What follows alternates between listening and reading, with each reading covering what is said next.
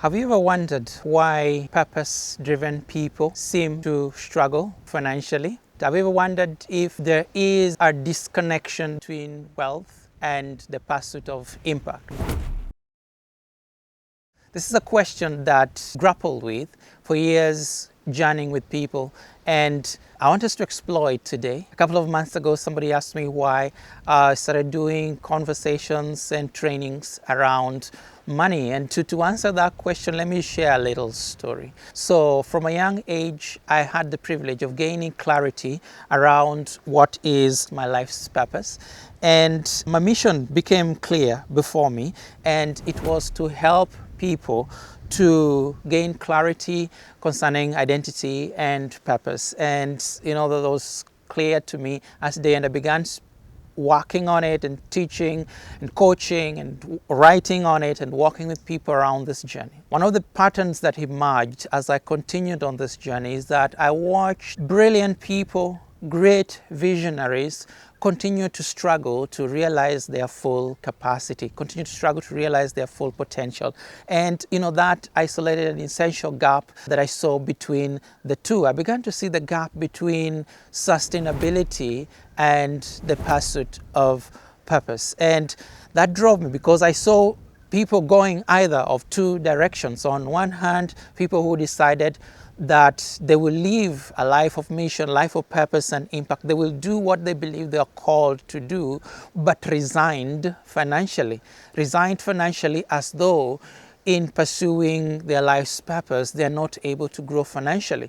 What follows that is then there is a limitation to how much impact they can be able to make. You need resources. Soon realize that inspiration does not pay the bills and that the mission work does need funding. So there's a back and forth with the frustration there of trying to make such a big difference, but without building the wealth and the capacity to do it.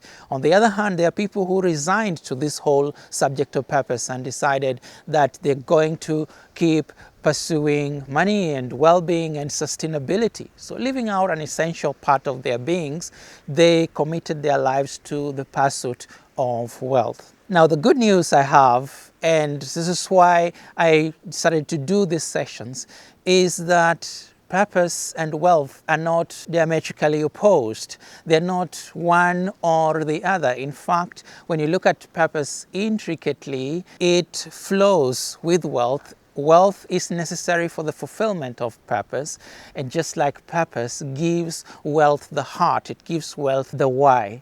And so, in order to address this issue, I like to tackle 5 reasons. I'll share with you 5 reasons why I believe that purpose-driven people struggle financially. Let me know in the comment below which one resonates most with you, which one you can see clearly and identify around you or even in your own experience. So real quick, they separate wealth from purpose. They see wealth and purpose as opposed, as different goals.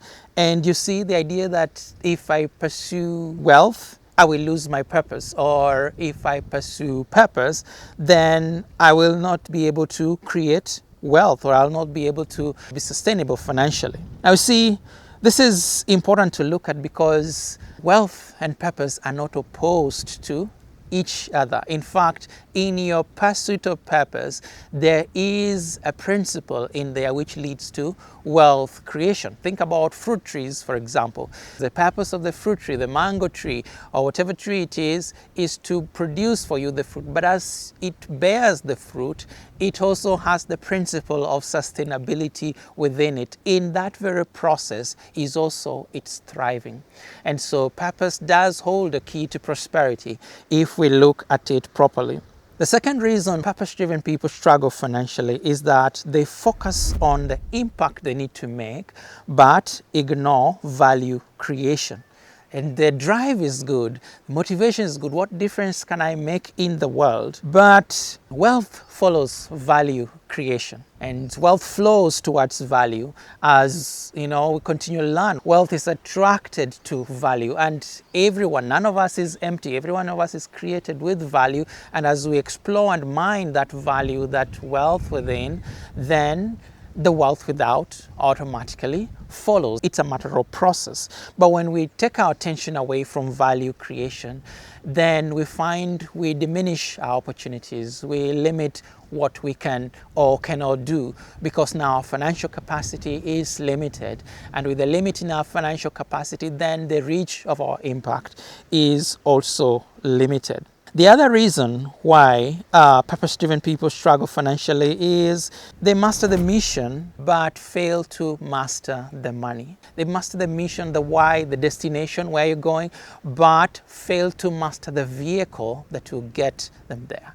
Now think about wealth and money as a fuel to get you to your destination. You need the vehicle, you need the fuel to be able to get there. So it's important to gain mastery of both. And what I've observed is that, purpose-driven people master their craft, whether that is scripture or leadership or psychology or medicine, whatever it is, but struggle to master the economic models that make those very things sustainable. And because of that, the resulting struggle. So you see, the problem is not the pursuit of purpose. The problem is a proper pursuit of purpose, a principle-aligned pursuit of purpose, which takes in account not just the mission, but the machine that drives the mission. Now, the other reason why purpose-driven people struggle financially is that they carry guilt about wealth or pursuing or desiring wealth. They know wealth could help fulfill their purpose. They know you need to travel, or you need to be able to have funds to create the kind of impact you want. They know that, but there's a sense of guilt in the pursuit of wealth. They feel guilty about pursuing the wealth. And that's in addition to carrying beliefs like, money will corrupt, or, money represents greed, and etc., etc. And so this continues to cultivate a lack mindset with the person who's pursuing purpose. And there seems to be a conflict within, a cognitive conflict within, between the ideals they are working towards and what they desire, which is necessary to get them there. Now, some even mistake suffering or sacrifice for stewardship. They believe that struggling financially is a sign of faithfulness. There are people who carry such skewed beliefs, and it continues to limit their pursuit of money and therefore their ability to make the kind of impact. The final reason why purpose-driven people struggle financially is that they then fail to build assets and systems. And so they spend their entire life working on the programs or the clients or the sermons or the meetings or, the material, but never building sustainable systems that will help multiply their impact, create a multi-generation reach for what it is they're called to do. So at every stage, they start off from zero. There's a starting from zero, and there's an unsustainability to their process. Now, because of lack of systems, because of lack of structures, then they find that though they are achieving some measure of impact, but they are constantly limited in their reach. These are some of the reasons why purpose-driven people struggle financially. And let me make a statement here. Purpose answers why you exist, but wealth determines the capacity, how far you will be able to reach. Now, it is important to understand that you're here on earth for a purpose, and the impact you desire to make is great, but also that you need to create value, you need to be able to build wealth so that you can be able to reach as far as you need to reach across generations and leave an impact that will last for generations. Thank you, and if you enjoyed this conversation, please do let me know in the comments below. I invite you to like and subscribe to the channel if you already haven't, and see you in the next video.